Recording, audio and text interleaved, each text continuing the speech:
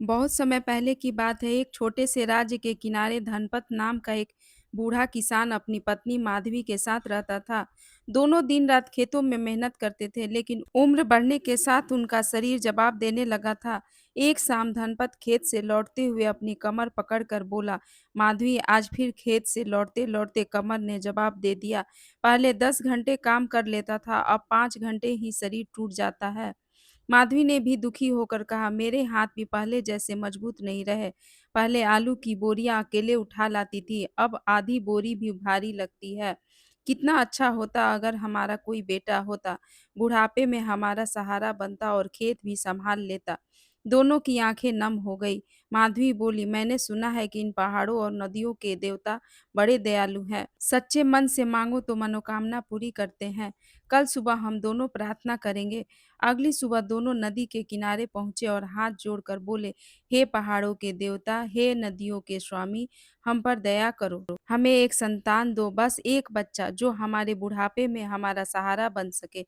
कुछ समय बाद एक सुबह माधवी ने अपनी झोपड़ी के पीछे अजीब आवाज सुनी। माधवी, माधवी, वह घबरा कर अंदर गई। वहां एक बड़ा सा मेढक बैठा था, जिसकी आंखें असाधारण रूप से चमक रही थी। धनपत ने उसे देखकर कहा, माधवी, ये तो मेढक है। भगवान ने हमें बच्चा देने के बजाय ये क्या दे दिया? धनपत ने उसे तालाब में छोड़ने लगा, लेकिन माधवी ने उसे रोक दिया। नहीं, इसे मत फेंको। हमने संतान मांगी थी, भगवान ने इसे भेजा है तो जरूर कोई कारण होगा।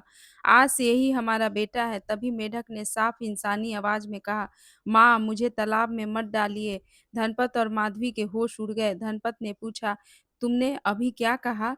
मेढक बोला, मैं आपके घर में ही पैदा हुआ हूँ। मैं भले ही मेढक जैसा दिखता हूँ, लेकिन मेरे अंदर इंसान का हृदय है। एक दिन मैं भी इंसान बनूंगा, तब तक मुझे अपना बेटा समझ कर रखिए। माधवी की आंखों में आंसू आ गए। उसने कहा, आज से तुम हमारे बेटे हो। उस दिन से वह मेढक उनके साथ रहने लगा। दोनों ने उसका नाम रखा मृदुल। मृदुल बहुत समझदार था। वह खेत के काम में माता पिता की मदद करता, उनके लिए पानी लाता और रात में घर की रखवाली करता। एक दिन मृदुल ने कहा, माँ, मेरे लिए एक बड़ी सी रोटी बना दो।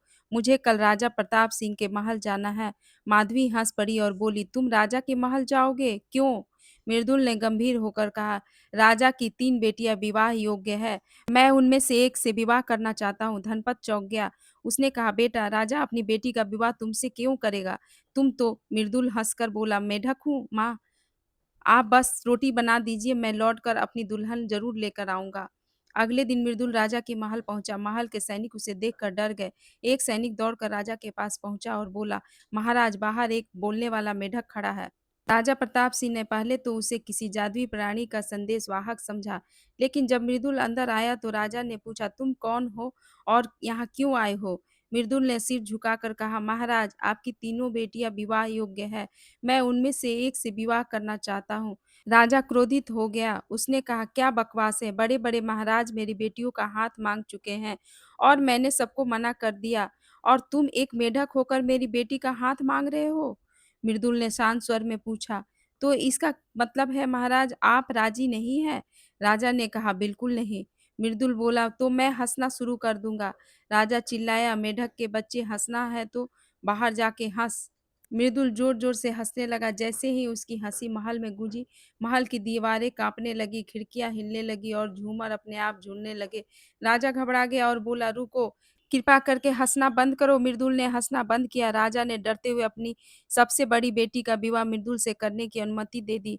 राजकुमारी को जब पता चला तो वह गुस्से से भर गई। उसने कहा, मैं इस गंदे मेढक से विवाह नहीं करूँगी।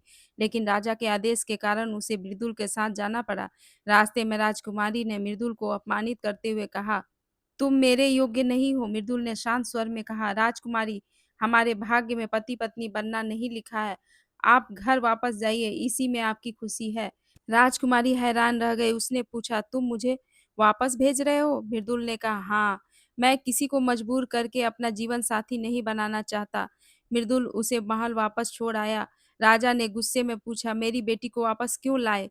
मृदुल बोला, महाराज, हम दोनों में बिल्कुल नहीं बनती, इसलिए इन्हें वापस छोड़ने आया हूँ। अब आप अपनी दूसरी बेटी का विवाह मेरे साथ कर दीजिए। राजा का गुस्सा 7वें आसमान पर पहुँच गया। वह चिल्लाया, तुम्हारी हिम्मत कैसे हुई मेरी बेटी को वापस लाए और अब दूसरी बेटी माँग रहे हो? निकल जाओ यहाँ से। मृदुल ने मुस्कुराकर कहा, ठीक है महाराज, लेकिन याद रखिए मैं तीसरी बार भी आऊँगा। अगले दिन मृदुल फिर महल पहुँचा। इस बार उसने राजा की दूसरी बेटी का हाथ माँगा। दूसरी राजकुमारी भी उसे देखकर हँसने लगी। उसने कहा, तुम्हें सच में लगता है कि मैं तुम्हारे साथ रहूँगी? मृदुल ने कहा, अगर आपको मैं पसंद नहीं हूँ तो आप मुझे छोड़ सकती हैं। विवाह किसी की मजबूरी नहीं होनी चाहिए। राजकुमारी को उसकी बात बड़ी अजीब लगी, लेकिन वह उसके साथ चल पड़ी। कुछ ही दूर जाने के बाद राजकुमारी ने कहा, तुम मेरे योग्य नहीं हो। मृदुल बोला, तो वापस चलिए। वह उसे भी सम्मान से वापस महल छोड़ आया। राजा ने दांत पीसते हुए कहा, अब तीसरी बेटी भी चाहिए? मृदुल बोला, जी महाराज। राजा ने सोचा कि तीसरी बेटी शायद इस मेढक को सबक सिखा देगी। तीसरी राजकुमारी का नाम कमलिनी था। जब कमलिनी ने मृदुल को देखा तो वह न हंसी न गुस्सा हुई। उसने बस पूछा, क्या तुम सच में मुझसे विवाह करना चाहते हो? मृदुल ने कहा, मैं तुम्हारे रूप से नहीं, तुम्हारे मन से विवाह करना चाहता हूँ। लेकिन अगर तुम मुझे स्वीकार नहीं करती तो मैं तुम्हें कभी मजबूर नहीं करूँगा। कमलिनी कुछ देर चुप रही, फिर बोली, मैं तुम्हारे साथ चलूँगी। राजा ने आश्चर्य से पूछा, तुम तैयार हो? कमलिनी बोली, पिताजी, आप हमेशा कहा है कि किसी के बाहरी रूप को देखकर उसका मूल्य नहीं आंकना चाहिए। फिर मैं ऐसा कैसे कर सकती हूँ? मृदुल और कमलिनी विवाह के लिए निकल पड़े, लेकिन रास्ते में मृदुल ने कहा, राजकुमारी, मैं आपको एक आखिरी मौका देता हूँ। अगर आप मुझे देखकर घृणा करती हैं तो अभी वापस लौट जाइए। कमलिनी ने मुस्कुराकर कहा, जिसने मेरी इच्छा का सम्मान किया, मैं उसके रूप से घृणा कैसे कर सकती हूँ? यह सुनकर मृदुल की आंखों में चमक आ गई। उसी रात दोनों एक पुराने मंदिर के पास पहुंचे। अचानक आसमान में बादल घिर आए, तेज हवा चलने लगी और मंदिर के पीछे स्थित नदी का पानी चमकने लगा। मृदुल ने कहा, कमलिनी, आज तुम्हें मेरे बारे में वह सच पता चलेगा जिसे मैंने सबसे छिपा कर रखा है। कमलिनी ने देखा कि मृदुल नदी के किनारे गया और पानी को छूते ही उसके चारों ओर चमकदार प्रकाश फैल गया।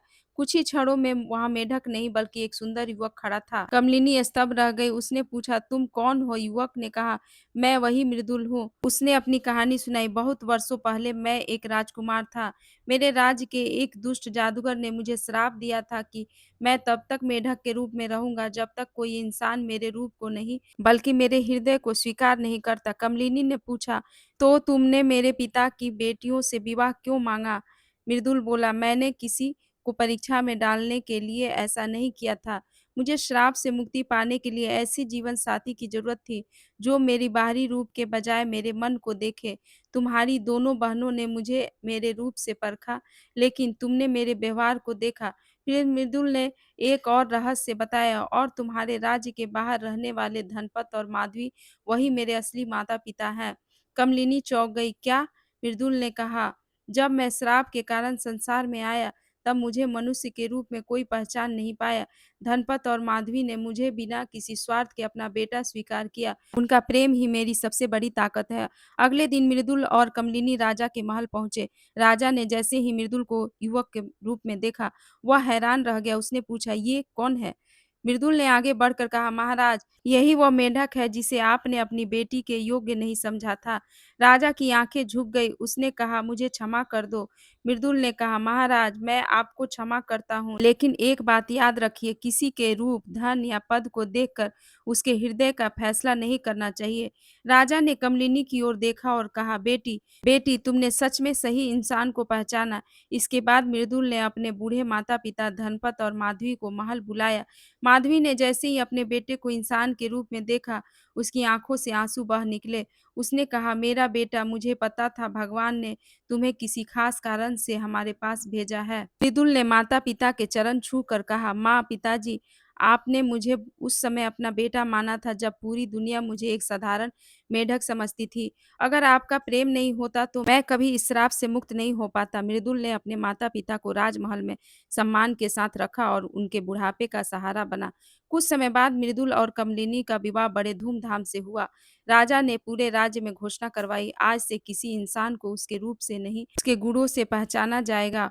और उस दिन से मृदुल की कहानी पूरे राज्य में सुनाई जाने लगी। इस कहानी से यही सीख थी कि किसी के बाहरी रूप को देखकर उसके दिल और उसके मूल्य का फैसला नहीं करना चाहिए। सच्चा प्रेम वही है जो रूप नहीं, इंसान के गुण और उसके हृदय को देखे।